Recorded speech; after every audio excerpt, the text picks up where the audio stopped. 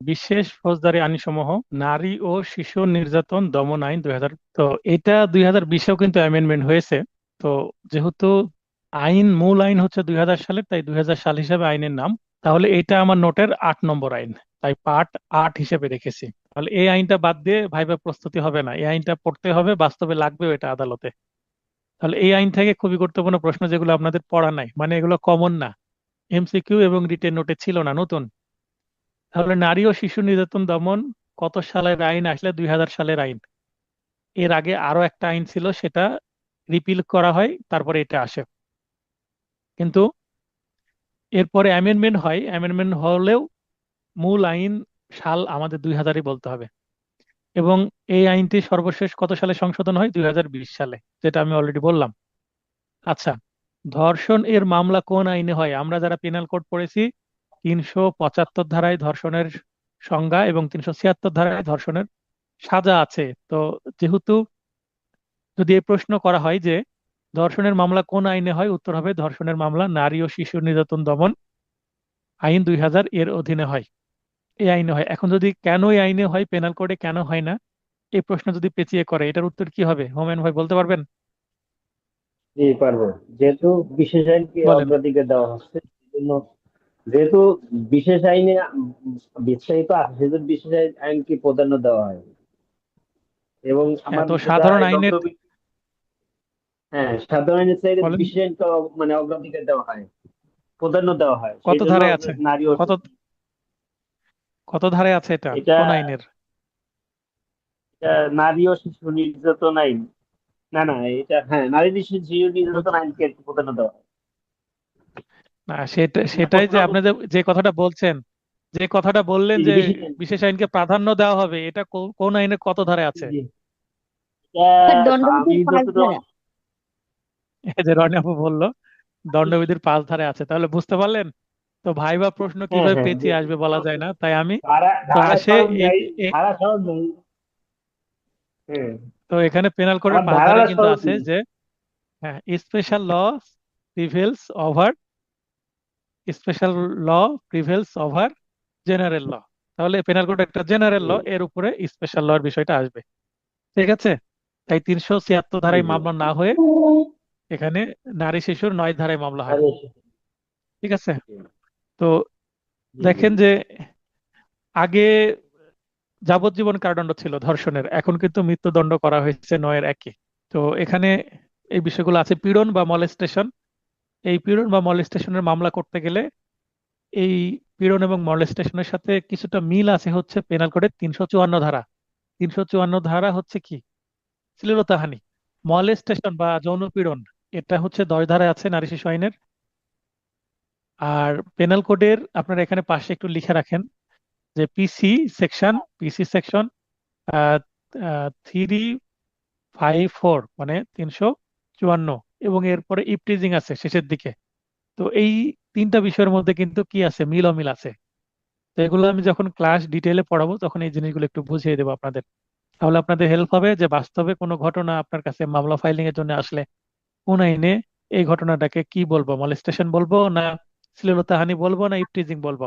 তিনটা মানে নেচার প্রায় কাছাকাছি, পার্থক্য করা টাফ। 24টা আমি এখানে, যেহেতু এই আইনটা খুবই ব্যবহৃত হয়, তাই 24টা এখানে প্রশ্ন রেখেছি আইন থেকে। আচ্ছা, আমি এই আইনের পড়াশোনা আবার করাবো আপনাদের, কিন্তু আমি কিন্তু আপনাদেরকে ক্লাস টেস্ট নিব। ক্লাস টেস্টের কাজ কি হবে? এমসিকিউ স্টাইলেও না, আবার রিটেন স্টাইলেও না।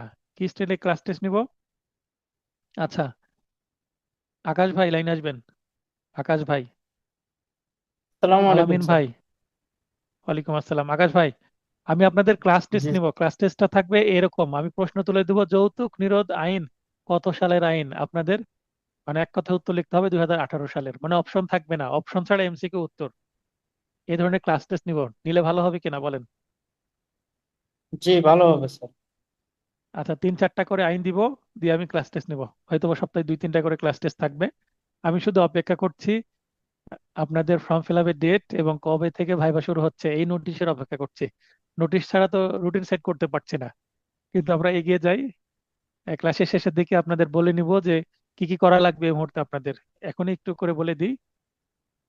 যে সবচেয়ে ভালো হয় আপনাদের যে ডায়েরিটা লিখে ফেলবেন। ডায়েরি লিখতে আমি হেল্প করব আজকে। ক্লাসের শেষের দিকে ডায়েরি বিষয়ে আবার কথা হবে, এবং আপনাদেরকে ডায়েরি লিখাতে আমি কি কি ভাবে হেল্প করতে পারবো সেটা আমি বলবো। শেষের দিকে ক্লাসের অংশটুকু আমি আর রেকর্ড করব না, সেগুলো খুব খোলামেলা আলোচনা করা হবে। আচ্ছা, আমরা পার্ট 9 যৌতুক নিরোধ আইন 2018, এই আইনটাও কিন্তু আগে আজ ছিল।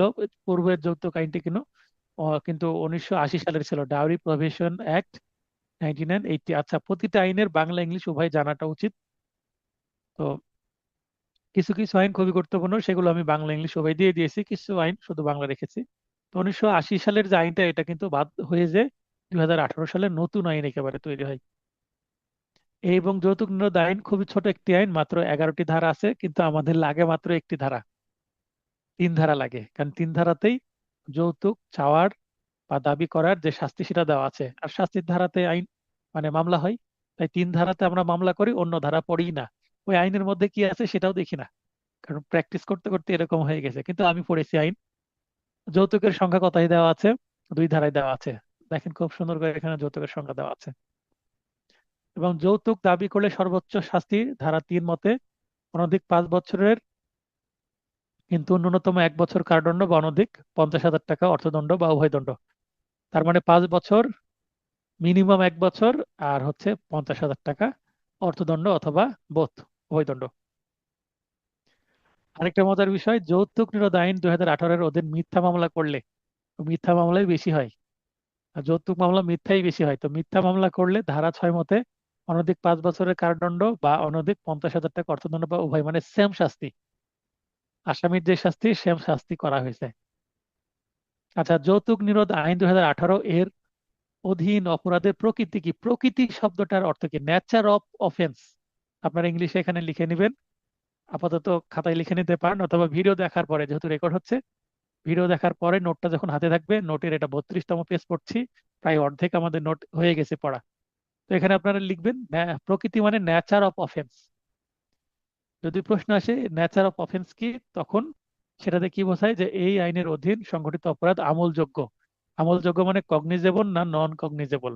তার মানে এটা আমলযোগ্য অপরাধ, মানে এটা কিন্তু থানায় মামলা হতে পারে। জামিন অযোগ্য মানে নন বেলেবল, এবং আপোষযোগ্য, আপোষের ইংলিশ হচ্ছে কম্পাউন্ডিং, তার মানে এটা কম্পাউন্ডেবল। কগনিজেবল, নন বেলেবল, কম্পাউন্ডেবল, এটা হচ্ছে নেচার। বাংলায় হচ্ছে প্রকৃতি, আমলযোগ্য, জামিন অযোগ্য, আপোষযোগ্য। এই বিষয়টা কে বোঝেননি? 8 নম্বর প্রশ্ন কে বোঝেননি বলেন। যিনি বোঝেননি তিনি হাত উত্তোলন করতে পারেন। আচ্ছা, মোহন ভাই লাইনে আসেন। স্টুডেন্ট একটু অল্প আছেন, সবাইকে একটু লাইনে নিয়ে কথা বলা যেতেই পারে। মোহন জি, ভাই। আসসালামু আলাইকুম। হ্যাঁ, ওয়ালাইকুম আসসালাম ভাই। 8 নম্বর প্রশ্ন দ্বারা কি বলা বোঝাচ্ছি আমি? অপরাধের প্রকৃতি বা offence, nature of G offence. G sir, এটা এটা বুঝেছেন বোঝা বিষয়টা? জি স্যার, বলতে পারছি স্যার। এটা হলো আমলযোগ্য অপরাধ এবং জামিন অযোগ্য এবং আপসযোগ্য, অর্থাৎ আহ, বিজ্ঞ আদালত জামিন দিতে বাধ্য নয়, এবং উভয় পক্ষ যদি চায় তারা আপোষ করে মামলা বাদীপক্ষ প্রত্যাহার করে নিতে পারবে। যেমন এবং এর কি আগে পেনাল কোডে 325 ধারা আমরা পড়লাম, সেটাও কিন্তু একই। কগনিজেবল বা আমলযোগ্য, নন বেলেবল মানে জামিন অযোগ্য, এবং সেটাও কিন্তু আপোষযোগ্য। ভিকটিম চাইলে আপোষ করতে পারবে, কারণ যে মার জি স্যার। খেয়েছে সে যদি আপোষ করতে চায়, আদালতের কি নাই, আপত্তি করার কথা না। হ্যাঁ। তবে জি স্যার। কিছু কিছু অপরাধ আছে, কিছু কিছু অপরাধ আছে খুবই গুরুতর, এবং কিছু কিছু অপরাধ আছে সমাজের বিরুদ্ধে অপরাধ। কিছু কিছু অপরাধ আছে ব্যক্তির বিরুদ্ধে অপরাধ। যেমন ওই যে আঘাত কোনো ব্যক্তিকে করা হচ্ছে, সে 323, 24, 25, 26 যে সেকশনই হোক না কেন, এই আঘাত যেহেতু ব্যক্তিকে করা হচ্ছে, তাই ব্যক্তি চাইলে এটা আপোষ করতে পারে। এবং কিছু কিছু অপরাধ সেটা সমাজের বিরুদ্ধে চলে যায়, যেমন চুরি। চুরি মনে করেন একটা ব্যক্তির বাড়িতে যদি চুরি করে, যদিও মনে হচ্ছে এটা ব্যক্তির বিরুদ্ধে অপরাধ, কিন্তু এই চুরিটা কিন্তু আজ রহিমের বাড়ি হয়েছে, কালকে আপনার বাড়ি হতে পারে, পরশুদিন আমার বাড়ি হতে হবে। তার মানে এই চুরি হচ্ছে একটা সামাজিক অপরাধ। চুরিটা কি?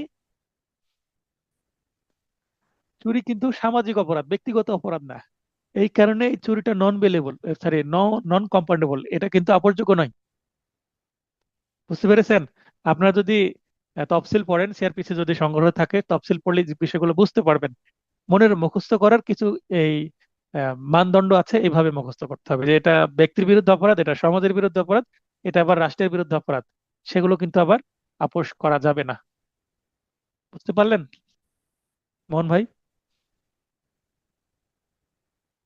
আর অপরাধের প্রকৃতি বা নেচার অফ অফেন্স বললে এই তিনটা জিনিসই আপনাকে বলতে হবে: আমলযোগ্য কিনা, জামিনযোগ্য কিনা এবং আপোসযোগ্য কিনা, তাহলেই হবে। তাহলে এই যৌতুক থেকে মাত্র আমি 8টা প্রশ্ন রেখেছি। এবার শিশু আইন 2013, শিশু আইন থেকে অল্প কিছু প্রশ্ন রেখেছি। শিশু আইনে বলা আছে নিরাপদ স্থান বা সেফ হোম। কোন শিশুর বিরুদ্ধে যদি অপরাধ হয় তাকে সেফ হোমে রাখতে হয়। সেফ হোম কি এখানে বলা আছে? শিশুকে শিশু আইনের 13, মানে শিশু আইন 13 সালের এটা 4 ধারায় বলা আছে যে 18 বছরের অনূর্ধ্ব 18 বছর পর্যন্ত, মানে 18 হয়ে গেলে সে কি হয়ে যাবে, মেজর হয়ে যাবে বা অ্যাডাল্ট হয়ে যাবে, 18-র আগে মাইনর বা শিশু। তো এখানে শিশু আইন সম্পর্কে বলা আছে। কোনো শিশু অপরাধীকে কি কারাগারে আটক রাখা যাবে? না, রাখা যাবে না, শোধনাগারে পাঠাতে হয়। এটা আপনারা জানেন। 11 নম্বরে হচ্ছে মানব পাচার প্রতিরোধ ও দমন আইন 2012। এখানে সম্ভাব্য ভাইবা প্রশ্ন কিছু দেওয়া আছে, মাত্র 4টি প্রশ্ন রেখেছি। এখানেও কিন্তু অপরাধের প্রকৃতি সম্পর্কে বলা আছে, খুবই গুরুত্বপূর্ণ বিষয়। এটা অমলযোগ্য, জামিন অযোগ্য এবং এটা আপোষ অযোগ্য। কেন এটা আপোষ অযোগ্য, কে ব্যাখ্যা করবেন বলেন? একটু আগে দেখলাম যে যৌতুকটা আপোষযোগ্য, কিন্তু এটা আপোষ অযোগ্য কেন, এটা কি, কে ব্যাখ্যা করবেন?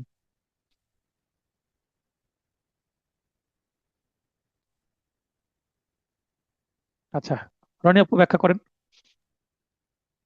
স্যার আসলে যেটা বুঝতেছি যে এই যে বললেন যে কিছু ব্যক্তির বিরুদ্ধে সমাজের বিরুদ্ধে একটা মানব পাচার, এটা তো একটা সমাজের বিরুদ্ধে অপরাধ, এটা তো আপোষ কার সাথে এটা হবে? এটা এটা এটা সমাজের চাইতে বড় দেশের বিরুদ্ধে অপরাধ, তাই না? জি, এটা তো একেবারে আপোষ অযোগ্য একটা ব্যাপার, এই জন্যই। হ্যাঁ, তো এটা যদি আপোষ করতে হয় পুরো দেশের সমস্ত জনগণ লাগবে, 18 কোটি জনগণের সম্মতি লাগবে আপোষ করতে হলে। সেটা কি সম্ভব বাস্তবে? জি না স্যার। সম্ভব না। তাহলে আমরা এইভাবে ভাবলে বুঝতে পারবো, কারণ মানব পাচার করে নিয়ে যাচ্ছে, একটা গুরুতর অপরাধ। এই সেন্সে আপোষ অযোগ্য। প্লাস এটা ব্যক্তির বিরুদ্ধে না। যেমন যৌতুক স্বামীর কাছে স্ত্রী বা স্ত্রীর কাছে স্বামী চেয়েছে, তাই এটা আপোষযোগ্য, কারণ একটা ব্যক্তি কেন্দ্রিক অপরাধ।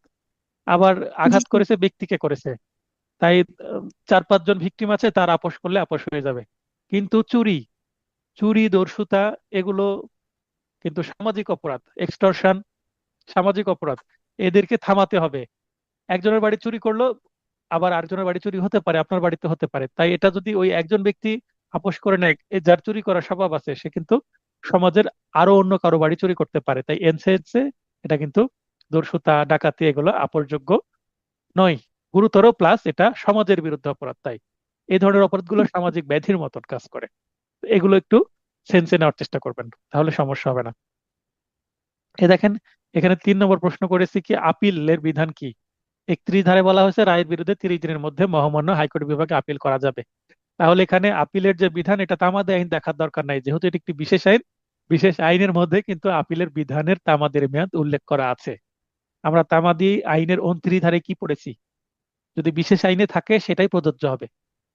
এখানেও আবার আমরা জি বলতে স্যার। পারবো বিশেষ আইনে যেহেতু আছে তাই। ঠিক আছে। আচ্ছা, হয়তোবা আমার কি এখন নেট প্রবলেম হচ্ছে আপু, বেঁধে যাচ্ছে কথা বা ভিডিও? না স্যার, আমি তো ঠিকঠাক দেখতে পাচ্ছি। আচ্ছা, তাহলে মোহন ভাইয়ের ওখানে ভিডিও প্রবলেম হতে পারে, তাই আপনি লাইনে আসতে সমস্যা হচ্ছে। আচ্ছা, পর্নোগ্রাফি নিয়ন্ত্রণ আইন 2012 খুবই গুরুত্বপূর্ণ আইন। এগুলো তো এখন যদি অনলাইনে হয়, সেটাও সাইবারের সাথে আপনার এই পর্নোগ্রাফিটা অ্যাড হয়ে যাবে, 2টা আইন হয়ে যাবে। তো পর্নোগ্রাফি সেটা অফলাইনে হোক অনলাইনে হোক, এই আইনটা প্রযোজ্য হয়। খুবই গুরুত্বপূর্ণ আইন এবং এগুলোর প্রচুর মামলা পাবেন যদি ভালো। যেমন আমি একটা পর্নোগ্রাফি মামলায় আসামির 10 বছরের জেল হয়েছিল। সরি, 10 বছর বলছি, 5 বছরের জেল হয়েছিল। এবং এখানে 10 বছরের এই এই অর্থে হয়েছে, 10 বছরের এই অর্থে হয়েছে কারণ 2টা সেকশন প্রযোজ্য হয়েছিল। এবং আসামিটা এতই ভয়াবহ, সে আপোষও করবে না, কিছু করবে না, বিয়েও করবে না। তাই আদালত তাকে সুযোগ দিল, সুযোগ শুনলো না, 2টা সেকশনে 5 বছর 5 বছর 10 বছরের জেল হয়েছে। বুঝতে পেরেছেন বিষয়টা? যেমন 8 ধারায় বলছে 7 বছর, আবার আটের 1-এ 7 বছর, 8-এর 2-এ হচ্ছে 5 বছর। তো এই দুইটা সেকশনে 5 বা 10 বছরের জেল দিয়েছে ওই আসামিকে, আমি বাদী পক্ষে ছিলাম। এটা কিন্তু হয়। এই বিষয়টা কি জানতেন আগে থেকে? না স্যার, ক্লিয়ার ছিলাম না।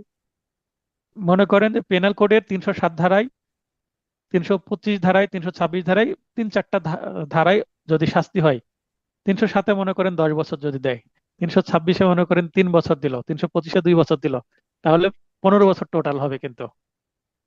বুঝতে পেরেছেন? ডিফারেন্ট ডিফারেন্ট আচ্ছা, সেকশনে যদি আলাদা আলাদা সাজা যতগুলো হয়, প্রতি, সেকশন ততগুলো সাজা আলাদা আলাদা করে হয়? হ্যাঁ, যদি মনে করেন 325-এ 1 বছরও দেয়, 326-এ 2 বছরও দেয়, তাহলে 3 বছর হয়ে গেল। বুঝতে পেরেছেন? আমি 2 বছরই খাটবো তা না। আলাদা আলাদা সেকশনে যদি আলাদা আলাদা সাজা দেওয়া হয়, মনে করেন 325-এ 1 বছরও সাজা দিল না, সেটা ভিন্ন জিনিস। কিন্তু সাজা যদি দেয়, এটা আবার অন্য সাজার সাথে যুক্ত হয়ে মোট সাজা কাউন্ট করতে হবে। তাই এইভাবে এই 5-5 10 বছরের সাজা হয়েছিল ওই আসামির। ক্লিয়ার হলেন বিষয়টা? এভাবে কিন্তু হবে, একাধিক সেকশন যদি প্রমাণ হয়, একাধিক সেকশনে সাজা যোগ করে টোটাল সাজা ভোগ করতে হবে। এটাই নিয়ম। দেখবেন বিদেশে কিছু কিছু কিছু কিছু আসামির 300-400 বছরের সাজা হয়, হয় না? শোনেননি? না স্যার, আমি শুনিনি। 300-400 বছরের সাজা হয় এইভাবে, সেকশন যুক্ত যুক্ত হয়ে। আচ্ছা, তো এই আইনের গুরুত্বপূর্ণ জিনিসগুলো দেখে নেবেন। এবার হচ্ছে হস্তান্তরযোগ্য দলিল আইন, যেটাকে আমরা খুব সহজ করে বলি এনআই অ্যাক্ট। নাম শুনেছেন? চেকের মামলা। জি স্যার, আমার স্যার লিগ্যাল তো অ্যাডভাইজার এখানে আশা। তো এখানে এনআই মানে নিগোশিয়েবল ইনস্ট্রুমেন্ট, বাংলা হচ্ছে হস্তান্তরযোগ্য দলিল। ঠিক আছে? এই আইন 1881 সালের আইন, অনেক পুরাতন আইন। আগে কিন্তু এখানে অঙ্গীকারপত্র বা প্রমিসারি নোট, বিনিময় বিল বা বিল অফ এক্সচেঞ্জ এবং চেক, এই তিনটা দলিলের বিষয় কিন্তু এই আইন কাজ করতো। মানে এই তিনটা ইনস্ট্রুমেন্ট নিয়ে কিন্তু এই আইন তৈরি হয়েছে। কিন্তু বর্তমানে আমরা শুধু 138 ধারাটাই ব্যবহার করি। 138 ধারা ছাড়া অন্য আইন, অন্য ধারা আমরা পড়িও না, কিন্তু আমি পড়েছি। আমি প্র্যাকটিস করতে গিয়ে প্রথমে এনআই একটা মামলা যখন আমাকে সিনিয়র ড্রাফট করতে দেয়, আমি যখন জুনিয়র, তখনই পুরো এনআই একটা আমি পড়ে ফেলেছি যে অন্যগুলোতে কি আছে। 138 ধারা মানে 137 ধারা পর্যন্ত তো আছেই। তো বেশ কিছু গুরুত্বপূর্ণ বিষয় আছে যেগুলো পড়ে অনেক ভালো লেগেছে আমার। তো আইনজীবী হিসাবে যদি অবসর থাকে, অবশ্যই আপনাদের পড়া উচিত এই আইনগুলো, যেগুলো বহুল ব্যবহৃত আইন। শুধু 138 ধারা না, অন্য ধারাগুলোও অন্তত একবার হলেও পড়া উচিত আপনাদের। এবং আমি আপনাদের বলেছি, আপনাদের ভাইবা রেজাল্টের পর ছোট ছোট কিছু কোর্স নিয়ে আসবো। প্রথমত বেসিক কোর্স অ্যাডভোকেসির, ডায়েরি মানে আপডেট করা, কিভাবে একটা গোছালো সেরেস্তা রান করানো যায়, মুহুরির কাজ কি, মুহুরির কাজগুলো আগে শেখাবো। কারণ একজন ভালো মুহুরি না হলে কিন্তু ভালো আইনজীবী হতে পারবেন না। নাহলে মুহুরি ভুল করলে আপনি ধরতেই পারবেন না সমস্যাটা কি। বুঝতে পেরেছেন? তা আমি জুনিয়র হিসেবে প্রথমে মুহুরির আন্ডারে কাজ করেছি, মুহুরির কাজগুলো ভালোভাবে শেখার জন্য। তারপরে আইনজীবী হওয়ার চেষ্টা করেছি। কারণ মুহুরির মাধ্যমে কিন্তু একটা সেরেস্তা ভালোভাবে রান করে। মুহুরি যদি ভুল করে, সেটা ধরতে না পারলে কিন্তু সেরেস্তার 12টা বেজে যাবে। তো এই জিনিসগুলো, ছোট ছোট জিনিসগুলো শেখাবো। তারপরে আমি এরকম পরিকল্পনা করছি আপনাদের পরে, মানে 26 সালে আমি এই যে এনএক্টের একটা কোর্স করলাম, এনএক্টের একটা কোর্স করালাম, মাত্র 200-300 টাকা ফি, 1 সপ্তাহের কোর্স। এই ধরনের কিছু বিশেষ বিশেষ আইনের কোর্স করাবো। এবং সাথে আমি আপনাদের কি করবো, এনএক্টের বাদী পক্ষে কিভাবে ফাইলিং করবেন, এই ডিটেলস গুলো, লিগ্যাল নোটিশ থেকে শুরু করে সবকিছু ডিটেলে বুঝিয়ে দেবো। তারপরে আমি কি করব, আহ, যদি আপনি আসামি পক্ষে লিগ্যাল নোটিশ পান, সেটার জবাব দিবেন কিনা, দিলে কিভাবে দিলে, লিগ্যাল নোটিশের জবাব কিভাবে দিতে হবে, সেই জবাবটা দিলে ভবিষ্যতে মামলার ডিফেন্সে কোনো বেনিফিট পাবেন কিনা, এবং ডিফেন্স লয়ার হিসাবে এনএক্টের মামলায় কিভাবে খালাস করা যায়। 2024 সালে একটা মামলায় আমরা খালাস পেয়েছি একটা, এবং এই নেক্সট একটা মামলা খালাস পাওয়ার মতো অবস্থায় আছে। তো যদি আমি বলতে যাই, 1 লক্ষ মামলায় একটা এনএক্টের মামলায় খালাস পাওয়া যায়। খুবই টাফ এনএক্টের মামলায় খালাস পাওয়া। তো কিভাবে খালাস পাওয়া যায়, কোন কারণে পাওয়া যায়, সেগুলো একটু আমরা দেখতে পারি। এবং কিছুদিন আগে হাইকোর্টের কিছু নির্দেশনার কারণে, আহ, মানে কি কারণে দলিলটা দিয়েছে, অর্থাৎ বিনিময়ের কারণটা কি, কনসিডারেশন ইংলিশে বলে, কনসিডারেশন যদি প্রমাণ করতে না পারে বাদী, তাহলে কিন্তু মামলা ফেল করে। এই জিনিসগুলো আমি শিখিয়ে দেবো। এবং এনে একটা মামলায় কিভাবে আপিল করতে হবে, A to Z শিখিয়ে দেবো। ফি সর্বোচ্চ 300, 400 বা 500 টাকা সর্বোচ্চ হবে।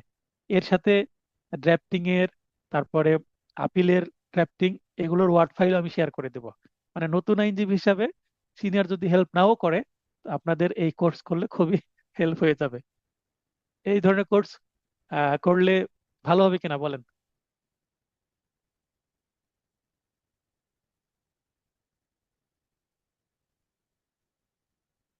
মনিরুল ভাই বলেন। যে আসসালামু এই আলাইকুম ধরনের স্যার। ছোট ছোট আইন নিয়ে কোর্স, যেমন চেকের মামলা, নারী শিশু মামলা, মাদক দ্রব্যের মামলা, এই ধরনের ছোট ছোট যদি কোর্স রাখি, 200-300 টাকার কোর্স, 1 সপ্তাহের 3টা 4টা ক্লাস নিয়ে সব হয়ে যাবে, এবং যতগুলো soft copy material word file দিয়ে দিব, তাহলে কেমন হবে আপনাদের জন্য? স্যার, এটা আমাদের জন্য খুবই হেল্পফুল হবে। হ্যাঁ, আমরা শিখতে পারবো আসলে।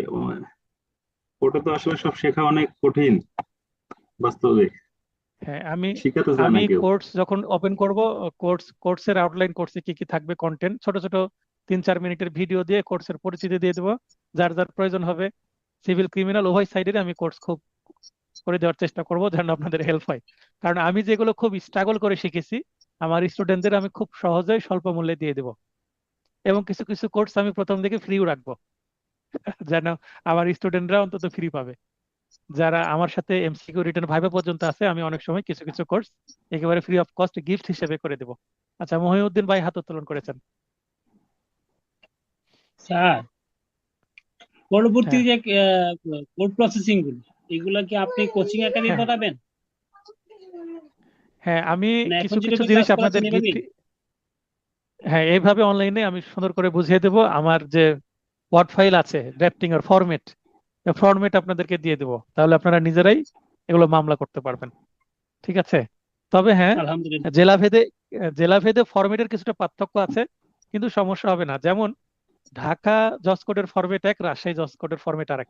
তো আমি বোঝার জন্য এবং ম্যাজিস্ট্রেটকে আমি প্রশ্ন করেছিলাম, স্যার, ঢাকা জজ কোডের ফরম্যাট এরকম, রাজশাহীর এরকম, আমি যদি ঢাকা জজ কোডের ফরম্যাট রাজশাহী জজ কোডে আমি, মানে রাজশাহীর ম্যাজিস্ট্রেট কোর্টে যদি আমি দাখিল করি, তাহলে কি সমস্যা হবে? তো না, সমস্যা হবে না। আমি এনএক্টের মামলা আমি 4-5 ধরনের ভাবে আমি ফাইলিং করতে পারি। হ্যাঁ, এনএক্টের মামলা বিভিন্ন ভাবে, বিভিন্ন বারে, বিভিন্ন ভাবে করা আছে। কারণ স্টুডেন্টদের সাথে, আমার তো স্টুডেন্ট হয়েছে, আমি 22 সাল থেকে পড়াচ্ছি, তো তাদের থেকে আমি ফরম্যাট নিয়েছি বিভিন্ন কোর্টের। তো আমি একই ফরম্যাট, ঢাকার ফরম্যাট, খুলনার ফরম্যাট আমি রাজশাহীতে সাবমিট করে দেখেছি, সমস্যা নেই, মামলা হবে।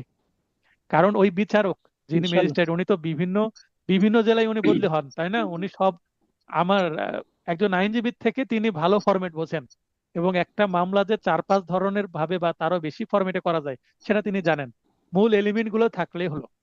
যেমন আমি উদাহরণস্বরূপ যদি বলি, যে আমরা সিআর মামলা ফাইলিং করি, 3টা কলাম করি প্রথম পেজে। প্রথমে উপরে আদালতের নাম, ধারা, তারপরে কি লিখি, বাদীর নাম, মাঝখানে সাক্ষীর নাম, তারপরে দিয়ে আসামির নাম, বাদী বা ফরিয়াদি। তো এভাবে 3টা কলাম করি। তো অনেক জায়গায় 3 কলাম থাকে না, শুধুমাত্র বাদীর নাম এবং আসামির নাম, এবং সাক্ষীদের তালিকা হয়তোবা পরে এইভাবে দেওয়া হয়, খাড়া করে না দিয়ে, বা শেষের দিকে দেওয়া হয় সিভিল স্টাইলে। তো এটা কোনো ম্যাটার না, আমি সাক্ষীর নাম মাঝখানে দিলাম না অন্য একটা জায়গায় দিলাম, সেটা তো ম্যাটার না। বুঝতে পারেননি? আবার আমরা ঘটনার তারিখ, জি স্যার। সময়, স্থান, এটা আবার বাদীর নাম ঠিকানা নিচে দিয়ে দিই। তো সেটা অনেকেই শেষের দিকে দিয়ে দেয়, বা হয়তো বা মাঝখানে দিয়ে দিচ্ছে। তো এটা কোনো ম্যাটার না, থাকলেই হলো এলিমেন্ট গুলো সঠিকভাবে। তো যেটা সবচেয়ে বেস্ট পদ্ধতি সেটা আমি শেখাবো, এবং অপশন হিসেবে আরো 2টা পদ্ধতি, মানে অন্তত 3টা করে ফরম্যাট আমি শেখাবো, যেটা আমি বেস্ট মনে করি সেটা, এবং অপশনাল আরো 2টা। তাহলে আপনারা আপনাদের কোর্টের সাথে মিলে যাবে এরকম ফরম্যাট নিয়ে কথা বলতে পারবেন। অথবা আপনার কোর্টে যে ফরম্যাট আছে, জাস্ট একটু পরিবর্তন করে নিলেই হয়ে গেল। এবং আমি আপনাদেরকে ওয়ার্ড, মানে মাইক্রোসফট ওয়ার্ডের বেসিক্স শিখিয়ে দেবো, যেন একজন অ্যাডভোকেটের মাইক্রোসফট ওয়ার্ডের কি কি লাগবে, কিভাবে আমি ফাইলিং করব, সেগুলো আপনারা শিখতে পারবেন। তো ঠিক আছে, আমি মূল আলোচনায় চলে যাই। তো এখানে এই যে চেকের মামলায় হস্তান্তরযোগ্য দলিল কি, চেক কি, চেকের সংজ্ঞা, এগুলো কিন্তু লাগবে। তারপরে এই দেখেন, এনআই অ্যাক্টের মামলার পদ্ধতি বা প্রসিডিউর কি, এটা খুবই গুরুত্বপূর্ণ। এই জায়গায় 138 ধারার যে প্রসিডিউর, সেগুলো আমি বলে দিয়েছি, যে 30 দিনের যে ম্যাটার, চেকের মেয়াদ কত থাকে, 6 মাস, এই জিনিসগুলো। এক ধরনের নয়েজ হচ্ছে, তাকে একটু আমি অফ করে দিব। মহিউদ্দিন ভাই, নয়েজ হচ্ছে, অফ করে দিলাম। আচ্ছা, আমি আরেকজনকে লাইনে নিয়ে নিই। আচ্ছা, আচ্ছা, মাইনুদ্দিন ভাই, আপনি এখনো একবারও মেবি লাইনে আসেননি, চাইলে আপনি লাইনে আসতে পারেন যদি নয়েজ না থাকে। তো চেকের মামলার প্রসিডিউর দেখেন এখানে 9 নম্বর প্রশ্নে খুব সুন্দর করে দেওয়া আছে। 6 মাস চেকের মেয়াদ, তারপর লিগ্যাল নোটিশ ডিজনার করতে হয়, তারপরে 30 দিনের মধ্যে ডিজনার করতে হয়, 30 দিন, এই যে প্রসিডিউর গুলো আছে সেগুলো। আচ্ছা, চেকের মামলা কিন্তু 138 ধারায় হয়, এটা আমরা জানি। এবং আপিলের যে বিধানটা হচ্ছে আপনার এই যে অর্থদণ্ডের সর্বনিম্ন 50% জমা দিয়ে আপিল করতে হয়, এটা কিন্তু খুবই গুরুত্বপূর্ণ একটা বিষয়। এবং চেকের মামলা এটা খুবই একটা অসুবিধা আসামির জন্য। আচ্ছা, 14 নম্বর আইন, একটু দ্রুত আগাবো। বিশেষ ক্ষমতা আইন 1974, দা স্পেশাল পাওয়ার্স অ্যাক্ট। এখানে কিন্তু পাওয়ার্স এস আছে, প্লুরাল, মানে পাওয়ার গুলো অনেক কয়টা, একটা না। 1974 কত সালের আইন? 1974। ফেন্সিডিলের মামলা কোন আইনে হয়? ফেন্সিডিল ভারত থেকে আসে না? তো ফেন্সিডিলের মামলা, আমরা অনেকেই মনে করি ফেন্সিডিল একটা মাদক দ্রব্য, তাই মনে করি এর মাদক দ্রব্য আইনে হবে। দিলরুবা বাবু লাইনে আসতে পারেন। জি স্যার। আচ্ছা, ফেন্সিডিল অনেকে এটাকে মাদক দ্রব্য মনে করেন, কিন্তু ফেন্সিডিল কিন্তু মাদক দ্রব্য না, এটা একটা কাশির সিরাপ, তাই নাকি? জি স্যার, আমি তো মনে করছি স্যার মাদক দ্রব্য মনে হয় সম্ভবত হবে। হ্যাঁ, এই কারণে এই জায়গায় রেখেছি, এই প্রশ্ন আসতে পারে আমার মাথায়, যেহেতু আসছে, আসতে পারে, না আসুক, আপনার প্র্যাকটিক্যালি খুব কাজে লাগবে। আপনার মাথায় আসতে জি পারে স্যার। ফেন্সিডিলের মামলা করলে দেখেন মাদক দ্রব্য নিয়ন্ত্রণ আইনে হয় না। কেন হয় না? কারণ ফেন্সিডিল জি কোনো মাদক দ্রব্য নয়। ফেন্সিডিল একটা ঔষধ যেটা ভারতে প্রচলিত, কিন্তু এটা কেন বাংলাদেশে আসে? যেমন বাংলাদেশেও কিছু কাশি সিরাপ আছে, অনেকে ফেন্সিডিলের বিকল্প হিসাবে সেবন করে অনেকেই, ঠিক আছে? তো এইটা কিন্তু কেন তাহলে অপরাধ হয়? ফেন্সিডিল হচ্ছে একটা আমদানি নিষিদ্ধ পণ্য। বাংলাদেশ সরকার ফেন্সিডিল আমদানিকে কি করে না, পারমিট করে না। তাহলে এটি একটি আমদানি নিষিদ্ধ পণ্য। কোন আমদানি নিষিদ্ধ পণ্য আমদানি করতে হলে কি করতে হবে? চোরাই পথে আনতে হবে, যেটাকে চোরাচালান বা স্মাগলিং, চোরাচালান বা কি হুম, স্মাগলিং এর মাধ্যমে আনতে হবে। তাই এই ফেন্সিডিল চোরাচালান বা স্মাগলিং এর মাধ্যমে যেহেতু আসে, তাই এইটা বিশেষ ক্ষমতা আইনে মামলা হয়। এবং মামলা এই মানে মাদক মামলা হয় না, এই মামলাটা হয় হচ্ছে স্পেশাল ট্রাইব্যুনালে মামলা হয়, কারণ স্পেশাল পাওয়ার অ্যাক্টে যে মামলাগুলো সব স্পেশাল ট্রাইব্যুনালে হয়। তাই সংক্ষেপে এসটি মামলা বলা হয়, স্পেশাল মানে স্পেশাল ট্রাইব্যুনাল কেস বলা হয়। আর মাদকের মামলা হলে মাদক মামলা নং এভাবে হয়। আর নার্কো নার্কো মামলা নং। মাদকের ইংরেজি হচ্ছে জি নার্কো, স্যার। ড্রাগ না কিন্তু। মাদকের ইংরেজি জি স্যার। আইনের ড্রাগ না, এটাকে বলে নার্কোটিক্স। সেটা আমরা একটু পরে আসছি। তারপর যে খাদ্যে ভেজাল, নাশকতা, চোরাচালান, এগুলো কিন্তু এই আইনে হয়। তারপর নাশকতার ইংরেজি কি? সাবোটেজ। এটাও কিন্তু বিশেষ আইনে হয়। এর সংজ্ঞা কি? 15 ধারে বলা আছে, সরকারি ভবন, যানবাহন, রেলওয়ে ইত্যাদি ক্ষতি সাধন বা ক্ষতি সাধনের অভিপ্রায়ে কোনো কাজ করাকে নাশকতা বলে। ওই যে নাশকতাকারী কোনো কিছু আগুন ধরিয়ে দেয় না সরকারি ভবনে, জি তখন স্যার। বলে নাশকতাকারী। বা রেল লাইন তুলে ফেলে, উপড়ে ফেলে, তখন এই আইনে মামলা হয়। খুবই ইম্পর্টেন্ট জায়গা কিন্তু। এবং বাস্তবে যখন আদালতে মামলা দেখবেন, তখন মাথার মধ্যে প্রশ্ন আসবে, এই প্রশ্নগুলোর উত্তর আপনারা পেয়ে গেলেন। খুবই গুরুত্বপূর্ণ। এবং এগুলো বাস্তবে বহুল প্রচলিত আইন এগুলো বাংলাদেশের। রাজশাহী কোর্ট সহ সব কোর্টে হয় এগুলোর মামলা। তাই এগুলো ভাইভাতে প্রশ্ন করুক আর না করুক, আপনাকে কোর্টের জন্য রেডি করে দিচ্ছি আমি। বুঝতে পেরেছেন? এবং জি স্যার। যেহেতু এগুলো খুবই প্রচলিত, বহুল ব্যবহৃত, তাই আপনাদের ভাইভাতে এগুলো পড়ে থাকলে, ভাইভাতে প্রশ্ন আসলে আপনি রেডি থাকলেন। কারণ ভাইবা কোথা থেকে প্রশ্ন করবে বলা যাবে না। প্রশ্ন না পারলে, উত্তর পারি না, পারছি না, এটার উত্তর কিভাবে দিবেন এই বলার মধ্যেও আর্ট আছে, যদি সেভাবে বলেন। যেমন আমি রিয়াল ভাইবা যখন পড়াবো, আমার রিয়াল ভাইবার অভিজ্ঞতা আমি প্রথম শেয়ার করব, ঠিক আছে? তো আমার রিয়াল ভাইবাতে আমাকে 5টা প্রশ্ন করছিল, আমি 2টা প্রশ্নের উত্তর পারিনি, ঠিক আছে, এত ভালো প্রস্তুতির পরেও। তাও সমস্যা হয়নি আমার, আমি এক চান্সে ভাইবা পাস করেছি। এমসিকিউ রিটেন ভাইবা খুব সহজে পার হয়ে গেছি, সমস্যা হয়নি। আচ্ছা, অস্ত্র আইন, ইংরেজি হচ্ছে আর্মস অ্যাক্ট। কত সালের আইন? 1878। অস্ত্র সংক্রান্ত অপরাধের বিচার কোন আদালতে হয়?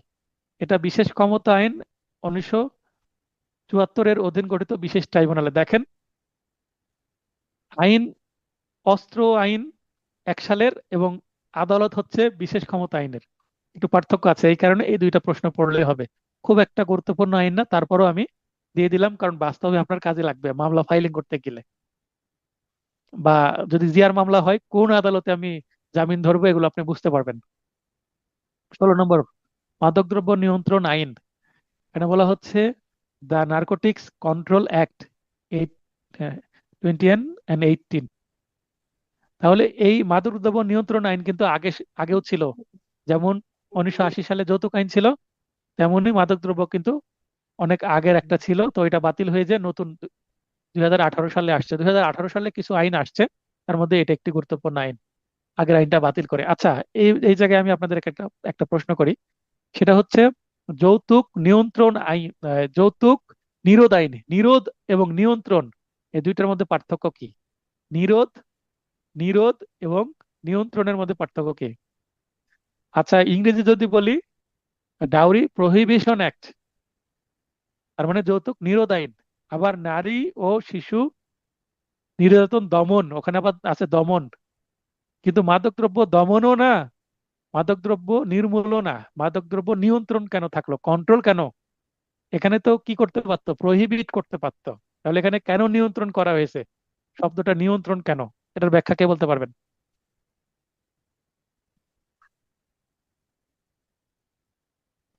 দিলরুবা বাবু বলতে পারবেন? আচ্ছা, নিয়ন্ত্রণ মানে তো হচ্ছে উম, আহ এটা সহজে তো নির্মূল করা সম্ভব না, বা শেষ করা যায় না।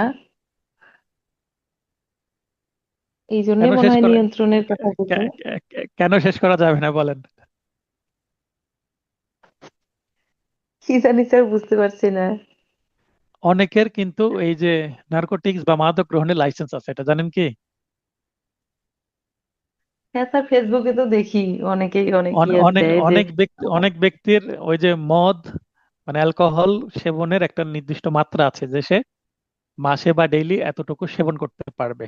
আবার যারা উপজাতি আছে বাংলাদেশের, উপজাতিরা, জি স্যার। ট্রাইবাল যারা, তাদেরও কিন্তু বিশেষ বিশেষ সময়ে তারা সেবন করতে পারে চোলাই মদ বা দেশীয় মদ। তো তাদের পারমিশন হ্যাঁ আছে। স্যার, আমার এবং সিনিয়র একটা এরকম মামলা করছিল, এখন মনে পড়তেছে। তো আইনের মধ্যে কিন্তু তাদেরকে কি দেওয়া আছে, ছাড় দেওয়া আছে। যেহেতু ছাড় দেওয়া আছে, তাই এটা নির্মূল করা সম্ভব না, তাই এটা নিয়ন্ত্রণ করতে হবে যতটা পারা সম্ভব। আচ্ছা, রনি আপু কিছু অ্যাড করবেন এর সাথে? স্যার আপনি তো পুরোটা বলে দিলেন যে এই জন্য এটা নিয়ন্ত্রণ, ওইটা নিরোধ। আর নিরোধ হচ্ছে যৌতুক একেবারে রাখা যাবে না, বাতিল। জি নারী জানি, নির্যাতন এটা একেবারে বন্ধ করতে হবে, একেবারে বন্ধ করতে হবে, মানে জিরোতে নিয়ে হুম, আসতে হবে। এই কারণে অনেক সময় একটা শব্দ পাবেন, জিরো জিরো টলারেন্স, মানে কোনো সহ্য করা হবে না, একেবারে বাদ। তো মাদকদ্রব্য নিয়ন্ত্রণ করা যাবে যেন নির্দিষ্ট মাত্রায় থাকে। ঠিক আছে, এগুলো একটু সেন্সে রাখবেন। 18 সালের আইন বর্তমানে যেটা, এবং মাদকদ্রব্য দণ্ড বা সাজার বিধান মাত্র একটি সেকশনে আছে। কয়টি সেকশন আছে? একটি। মাদকদ্রব্য নিয়ন্ত্রণ আইন 2018 সালের 36 ধারা। হ্যাঁ, ধারা 36-এর টেবিলের মাদকদ্রব্য সংক্রান্ত অপরাধের সাজার বিধান আছে। তার মানে যতগুলোই মাদক আছে সবগুলোই কিন্তু 36 ধারা অনুসারে বিচার হবে। কিন্তু 36 ধারায় টেবিল আছে, টেবিলে বলে দেওয়া আছে যে এই টেবিলের সারণীর 1 2 3 এভাবে অনেকগুলো কি আছে, সেকশন আছে, সরি, অনেকগুলো কলাম আছে। ওই কলাম অনুসারে সাজা হবে। তবে যদি আমি হেরোইনের কথা বলি, খুবই গুরুত্বপূর্ণ। হেরোইন হচ্ছে 1 গ্রাম, 2 গ্রাম, 3 গ্রাম, 5 গ্রাম থেকে শুরু করে 25 গ্রাম। 25 গ্রামই হচ্ছে সর্বোচ্চ। 25 গ্রামের যা সাজা, আপনার 1 মনেরও একই সাজা। মানে 25 গ্রামের উপরে গেলে সেটা সর্বোচ্চ হয়ে যায়। বুঝতে পেরেছেন? জি স্যার। তাহলে 25 গ্রাম হেরোইন মানে সামান্য। আমি যদি গ্রামে চিন্তা করি, তাহলে 11 গ্রাম সমান প্রায় 1 ভরি। স্বর্ণ বা রূপার কথা যদি বলি, 11 গ্রামে হচ্ছে 1 ভরি স্বর্ণ হয়, সামান্য। আর 25 গ্রাম তাহলে প্রায় 2 ভরির কাছাকাছি। ভরি দিয়ে উল্লেখ করলাম, আপনারা বুঝতে সুবিধা হবে। তো সামান্য একটা জিনিস। আবার 25 গ্রামের কথা যদি বলি আমরা, 100 গ্রাম, আমরা ওই যে বাদাম, 50 গ্রাম বাদাম বাদাম খেয়ে থাকি। তো এরকম একশো হুম। গ্রামের কিন্তু ছোট ছোট প্যাকেট থাকে বিভিন্ন। আবার মশলা থাকে, গুঁড়া মশলা প্যাকেটের, 100 গ্রাম, 50 গ্রাম। তো সেটার সাথে আবার তুলনা করে বলতে পারবো যে 25 গ্রাম মানে সামান্য। আর এই মাদক মানে পাউডার যেটা হিরোইন, এটার কিন্তু 1 কেজির দাম 1 কোটি টাকা মার্কেট প্রাইস। তাই এটার চাহিদা অনেক বেশি, এটার মার্কেট অনেক বড়। গত 23 তারিখে একটা মামলা হয়েছে আমি মামলাটা রিসিভ করেছি। সাধারণত এই ধরনের মামলা আমি রিসিভ করি না মাদক দ্রব্যের। 500 গ্রাম মানে হাফ কেজি হিরোইনের মামলা। দুইটা আসামি, 1 নম্বর আসামি আমার কাছে আসছে, একটু দূর সম্পর্কের আত্মীয়ই হয়।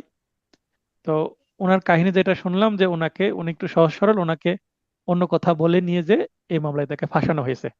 তো তারা যেহেতু দাবি করছে ফাঁসানো হয়েছে, গরিব মানুষ, তো আমি একটু এই মামলাটা রিসিভ করলাম, করে দেখা যাক এই মামলায় কিছু করতে পারি কিনা ওনার জন্য। এর আগে এই ধরনের কয়েকটি মামলায় আমি, এর আগে 1300 গ্রাম হিরোইনের একটা মামলায় আসামি জামিন করেছিলাম, যদিও সময় লেগেছিল। অনেক কাহিনী করতে হয়েছে, মানববন্ধন করতে হয়েছে, তারপরে আহ, সাংবাদিক সাংবাদিক সম্মেলন করতে হয়েছে, বিভিন্ন জায়গায় চিঠি দিতে হয়েছে। আরো একটা মামলা ছিল 500 গ্রামের একটা মুদি দোকানদারের, সেটাও আমি অনেক পরিশ্রম করে তার জামিন করানো হয়েছে।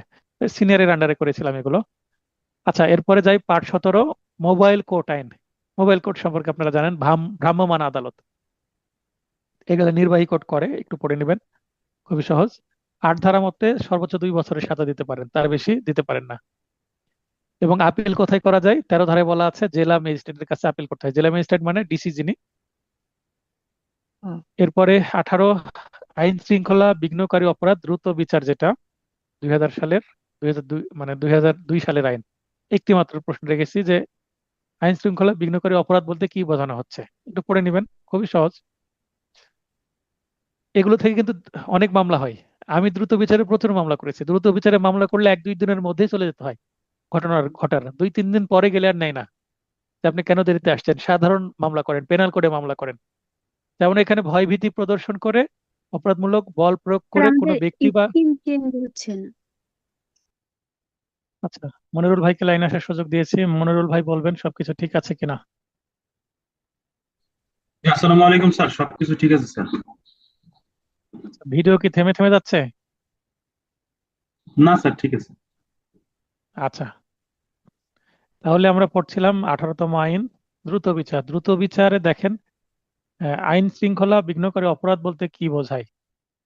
কোনো প্রকার ভয় ভীতি প্রদর্শন করে বা অপরাধমূলক বল প্রয়োগ করে কোনো ব্যক্তি বা সংবিধিবদ্ধ সংস্থার নিকট চাঁদা আদায় বা আদায়ের চেষ্টা করলে তা আইন শৃঙ্খলা বিঘ্নকারী অপরাধ হিসেবে গণ্য হবে। পেনাল কোডেও কিন্তু এই একই বিষয় আছে। তো যদি এই ধরনের অপরাধ হয়, যদি দ্রুত কেউ অ্যাকশন নিতে চায়, তাহলে এই দ্রুত বিচারে মামলা করতে হবে। 2-3 দিনের মধ্যে আসতে হবে, সম্ভব হলে ওই দিনই বা তার পরের দিনই মামলা করতে হবে। তাহলে দ্রুত বিচারের রেমিডি পাওয়া যাবে। কিন্তু যদি দেরি হয়ে যায় তাহলে কিন্তু দ্রুত বিচারে হবে না, তাহলে পেনাল কোডে নর্মালি মামলা করতে হবে। আশা করি পার্থক্য বুঝতে পেরেছেন। তো সিনিয়রকে জিজ্ঞাসা করে নেবেন, স্যার দ্রুত বিচারটা কি? দ্রুত বিচার ট্রাইব্যুনাল আছে, এটা কিন্তু দ্রুত বিচার ট্রাইব্যুনাল না। দ্রুত বিচারের জন্য মামলা কগনিজেন্স বা আমলে নেওয়ার জন্য আলাদা কিন্তু ম্যাজিস্ট্রেটই থাকেন, শুধুমাত্র এই দ্রুত সমাধান দেওয়ার জন্য। তো এইটা কিন্তু আমি নিজেও প্রথমে বুঝতাম না জুনিয়র হিসাবে, অনেকের এটা না জানাও আছে আপনাদের মধ্যে। মনিরুল ভাই, জানতেন এটা আপনি?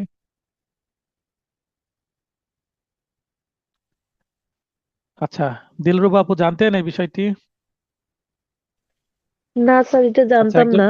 তো আচ্ছা, আরেকজন আমাদের এখানে একজন অ্যাডভোকেটের মিসেস আছেন। তো আচ্ছা, বিন্দু আপু লাইনে আসবেন, ওনাকে জিজ্ঞাসা করি। জি স্যার বলেন। আমি বলছি যে দ্রুত বিচার, হ্যাঁ, দ্রুত বিচার ট্রাইব্যুনাল আছে যেগুলোতে বড় বড় মামলা, যেমন আপনার মার্ডার কেস, রেপ কেস, এগুলোর বিচার হয়, দ্রুত শেষ হয়ে যায় 3-4 মাসে, সেটা ভিন্ন জিনিস। কিন্তু দ্রুত বিচারের জন্য ম্যাজিস্ট্রেট কোর্টে আমলি আদালত থাকে দ্রুত বিচার হিসেবে। তো এই আইনটা সম্পর্কে বা এই আইনের মামলা সম্পর্কে জানা আছে আপনার জি না স্যার। হাজবেন্ডের নিকট থেকে? জানি না তো জি না স্যার। তো বাসায় হাজবেন্ড আছেন, তাও এই জিনিসটা কিন্তু জানা নেই। এটা কিন্তু খুব সুন্দর একটা জায়গা। আমি কিন্তু বেশ কিছু মামলা আমার সিনিয়রের আন্ডারে থাকতে দ্রুত বিচার দ্রুত বিচারে করেছি। দ্রুত বিচারে মামলা করলে এটা দ্রুত নিষ্পত্তি হয়, পেনাল কোডে না করে এই আইনে মামলা করা যায়। কিন্তু এটার 1-2 দিনের মধ্যেই যেতে হয়, পরের দিন বা পরশু দিন। তারপরে গেলে মামলা কিন্তু নিতে চায় না, বলবে পেনাল কোডে মামলা করেন। মামলার ফাইলিং স্টাইল একই, কিন্তু পেনাল কোড না লিখে তখন এই আইনের ধারায় মামলা লিখতে হয়, তাহলে কিন্তু সাজা বেশি ভালো। এবং খুব ফাস্ট রেমেডি পাওয়া যায়। দ্রুত বিচার নামের মধ্যেই তো আছে। আচ্ছা, এরপরে হচ্ছে দুর্নীতি দমন কমিশন আইন 2004। দুর্নীতিতে বাংলাদেশ তো বারবার চ্যাম্পিয়ন হয়, তাই এই আইনটা বাদ দিয়ে নিয়ে রেখেছি। এটা কমিশনের সদস্য হবে 3 জন এবং সভাপতি হবেন মহামান্য রাষ্ট্রপতি। এতটুকু জানলেই হবে, কত সালের আইন এটা জানলেই হবে। আচ্ছা, এর সাথে আমাদের শেষ হয়ে গেল ক্রিমিনাল ল গুলো, ফৌজদারি মামলাগুলো, মানে ফৌজদারি মামলা যেগুলো আইনে হয় সেগুলো শেষ হয়ে গেল।